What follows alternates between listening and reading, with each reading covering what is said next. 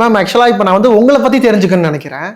So நீங்கள் வந்து சித்த மருத்துவத்தை எடுக்கிறதுக்கு எந்த விஷயம் உங்களை ஈர்த்துச்சு? இப்போ பொதுவாகவே நம்ம ஸ்டடீஸ் படிச்சுட்டு இருக்கும்போது எல்லாருக்கும் ஒரு ட்ரீம் இருக்கும். ஸோ நம்ம டாக்டர் ஆகணுன்ற மாதிரி ஒவ்வொருத்தருக்கும் ஒரு மாதிரி இருக்கும். ஸோ என்னோட எய்ம் அப்படி தான், நம்ம வந்து டாக்டர் ஆகணும், பியூர் சயின்ஸ் குரூப் எடுத்து அப்படியே டாக்டர் ஆகணும்னு நினச்சிட்டு இருந்த டைமில் ஸோ அப்போலாம் நமக்கு என்ட்ரன்ஸ் எக்ஸாம் இருக்கும்.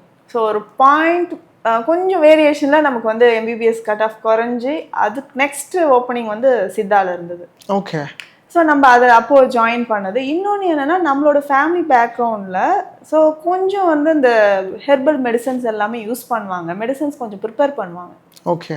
ஸோ அதில் கொஞ்சம் இன்ட்ரெஸ்ட் இருந்ததால் ஓகே இது நமக்கு நல்லதாக தான் போச்சு. அது எம்பிபிஎஸ் நம்மளால் போக முடியல, அடுத்தது நம்ம இது ஓகே ஃபேமிலி ஓரியன்டாக நம்ம போயிடலாம் அப்படின்னு சொல்லிட்டு அப்போது என்ட்ரி ஆனது தான்.